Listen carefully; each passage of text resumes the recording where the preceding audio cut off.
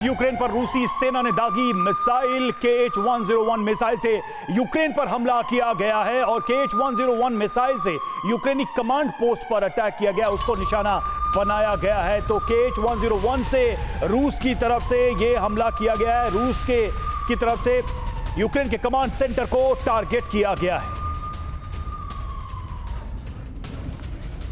और देखिए एक और बड़ी खबर सारातोव अटैक को लेकर, इसके बाद से ही लोगों में दहशत है। जिस इमारत पर हमला किया गया उससे लोग निकले हैं। यूक्रेन ने 38वीं मंजिल पर इस ड्रोन अटैक को अंजाम दिया और ये जो ड्रोन अटैक है वो इसलिए और ज्यादा सीरियस और गंभीर हो जाता है क्योंकि अगर यूक्रेन की सीमा से बात करें 2300 किलोमीटर दूर यानी कि रूस के बहुत अंदर जाकर, ये देखिए आप तस्वीरें जहां पर इस अटैक को अंजाम दिया गया, ये वहां की तस्वीर आपको हम दिखा रहे हैं। 38वीं मंजिल पर सारातोव की इस रिहायशी इमारत पर हमले को अंजाम दिया गया। कुछ लोग घायल हुए। शुरुआत में जानकारी आई कि 2 लोग घायल हुए जिसमें एक महिला भी है और अभी लगातार इस अटैक के बाद कितना नुकसान हुआ और सबसे बड़ा सवाल कि आखिर अब इसके बाद रूस किस तरह से बड़ा कदम उठाएगा।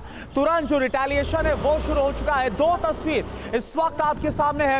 एक तरफ हम आपको दिखा रहे हैं किस तरह से उस अटैक के बाद वहां पर मंजर है और दूसरी तरफ जिस वक्त यह हमला हुआ, जिस वक्त इस फिदाइन ड्रोन का इस्तेमाल करके यूक्रेन की तरफ से हमला किया गया सारातोव की इस इमारत में, आप देखिए कैसे एक बड़ा धमाका होता है, बड़ा ब्लास्ट होता है 38वीं मंजिल पर और साथ ही साथ एक धुएं का जो बारूदी गुबार है वो आप उठता हुआ देख रहे हैं। और सीधा हम रुख करेंगे हमारे खास मेहमानों का, लेकिन एक बार फिर से आपका परिचय करा दें, इंट्रोडक्शन करा दें। हमारे साथ इस वक्त जो खास मेहमान जुड़े हुए हैं, योगेश गुप्ता सर है जो पूर्व राजदूत है, हमारे साथ जुड़े हैं। Sanjay Bhardwaj sir as a foreign expert हमारे साथ हैं। Commander Rajiv Sardana sir as a defence expert हमारे साथ हैं और colonel US Rathore sir as a defence expert हमारे साथ है। और इसके अलावा हमारे सहयोगी, हमारे संवाददाता सुमित चौधरी भी इस वक्त हमारे साथ जुड़े हुए। लेकिन कर्नल US राठौर सर, मैं आपका रुख करना चाहूंगा। हम देख रहे हैं कि किस तरह से यूक्रेन के ड्रोन अटैक के बाद जो रिटेलिएशन है वो शुरू हो गया है, लेकिन आपको क्या लग रहा है, पहले खुर्स, इसके बाद मॉस्को में ड्रोन अटैक और अब सारातोव की सबसे ऊंची इमारत पर हमला,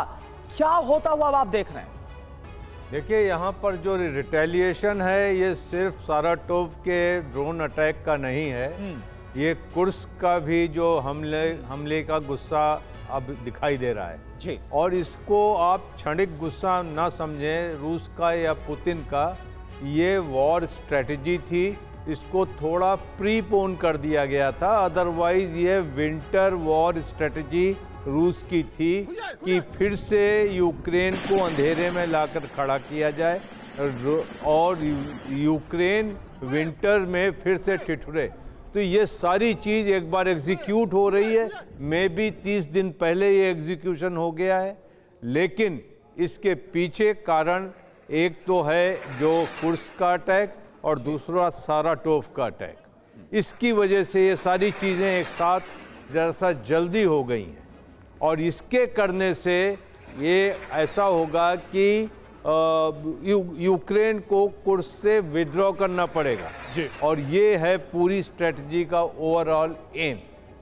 तो आप कह रहे हैं कि यूक्रेन पर इतना दबाव बढ़ेगा कि अंततः कुर्स्क से विड्रॉ करने के लिए मजबूर हो जाएगा यूक्रेन, क्योंकि हमले जिस रफ्तार में और जिस इंटेंसिटी से हो रहे हैं वो अपने आप में बता रहे हैं कि रूस ने तय कर लिया है कि यूक्रेन को घुटने पर लाना